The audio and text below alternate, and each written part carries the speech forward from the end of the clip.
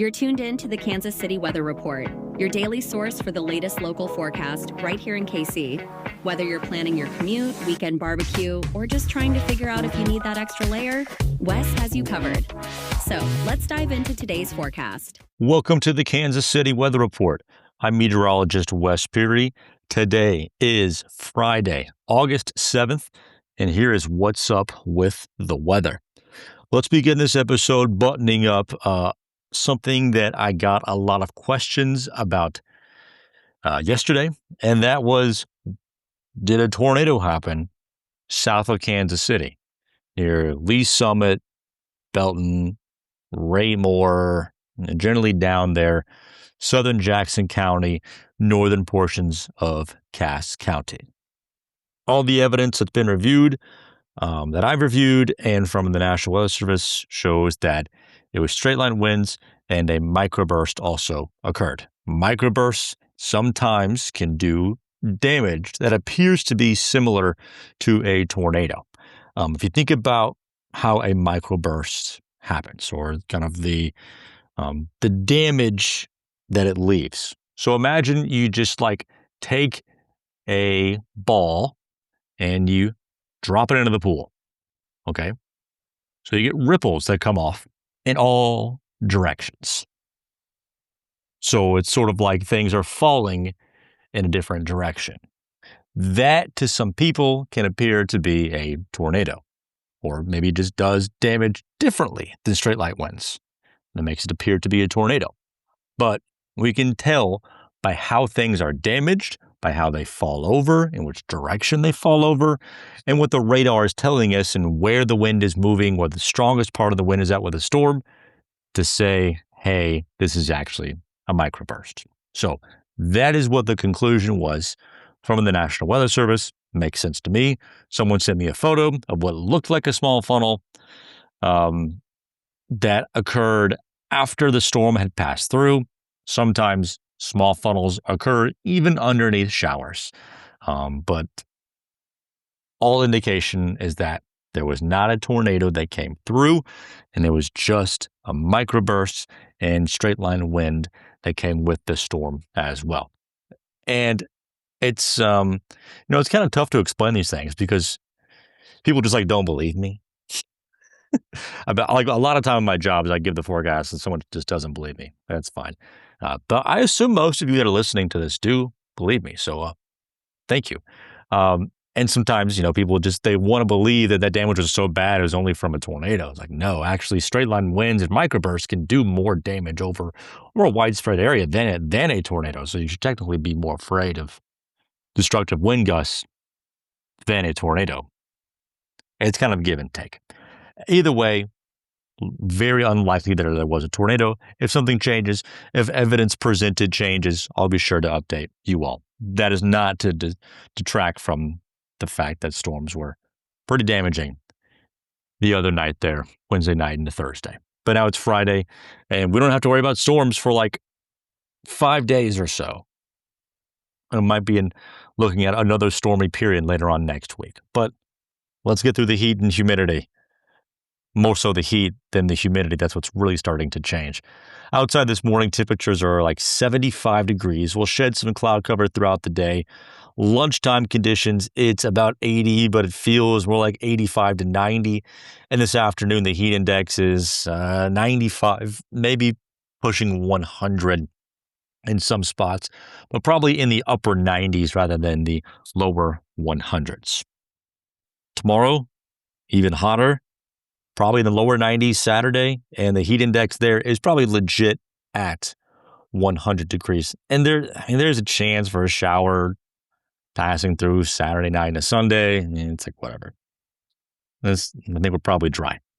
Sunday again, the heat index near 100, maybe closer to 105 this time as the heat ramps up a little bit on Sunday and Monday. Highs near about 95. Again, the heat index near 105. The wind picks up a little bit as well out of the south.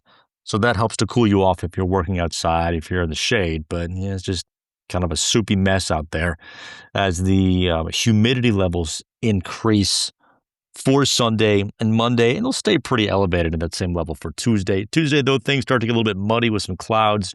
maybe some rain chances, but rain starts to look a little bit more likely overnight Tuesday into Wednesday.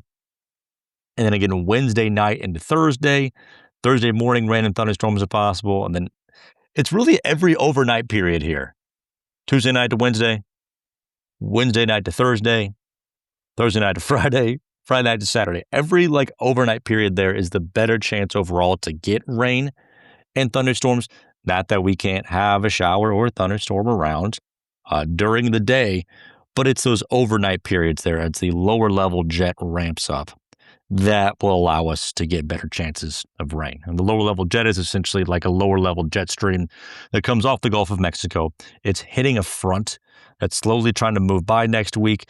And so that is your source of lift to get rain. And then the moisture is hitting the front. Bada bing, bada boom. You got yourself some precipitation. But this weekend, it is all good. And your best day to go see my friends at the Friendly Flamer, who, by the way, were voted the best candle in the entire city of Kansas City. There's a lot of candles in this town. There's a lot of candle companies as well. But the Friendly Flamer, they won that. So you can go and visit them at the city market, or you can call it the river market, whatever. Everybody knows what I'm talking about.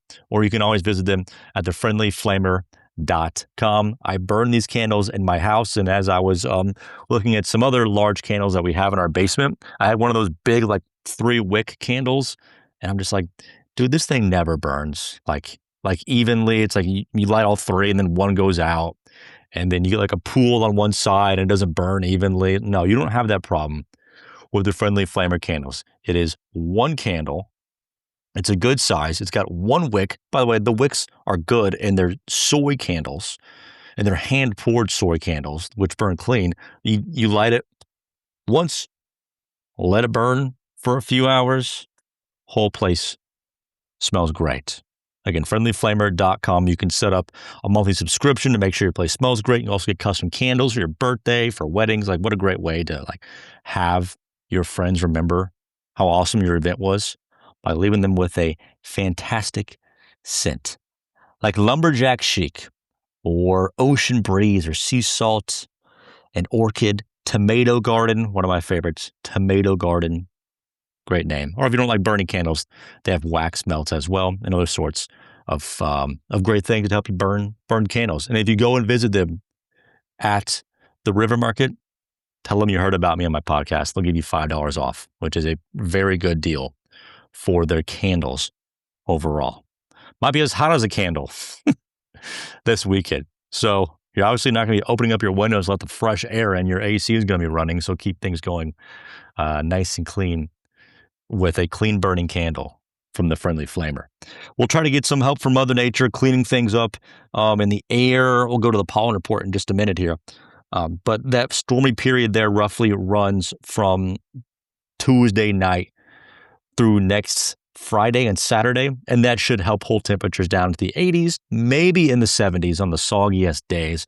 But we're looking at highs generally in the lower to middle 80s possible Thursday, Friday, Saturday, and Sunday, as I'm sure inevitably we will begin to warm back up after that into the following weekend. Pressure is falling down slowly. Probably not going to feel much of a pressure change overall. It's so slow. It does bottom out, though, Wednesday night into Thursday. That coincides with that front moving through. Then the pressure recovers into the early parts of next week.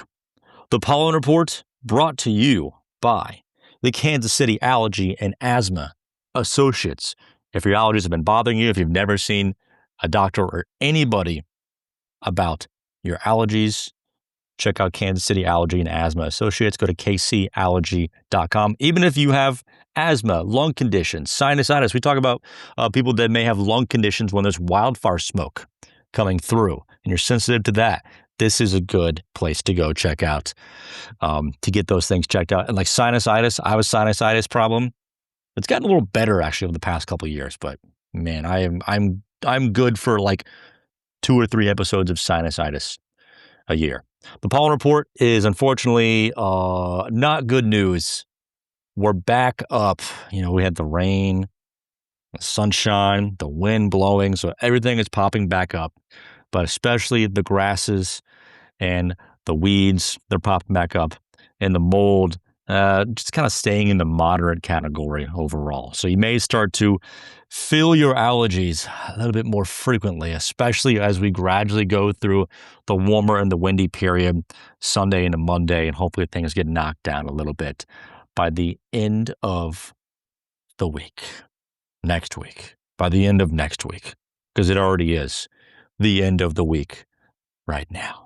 All right, recapping the forecast, just straight up hot and humid. Highs today near 90, the heat index near 95, highs in the lower to middle 90s Saturday, Sunday, and Monday with the heat index 100 to 105, staying in the middle 90s for Tuesday and hot and humid. And then we'll see if we can get a stormy period showing up, especially in the overnights from roughly Tuesday night through Friday night. Thank you so much for joining me for this edition of the Kansas City Weather Report. You can find me on social media at Wes Weather. Have a good one.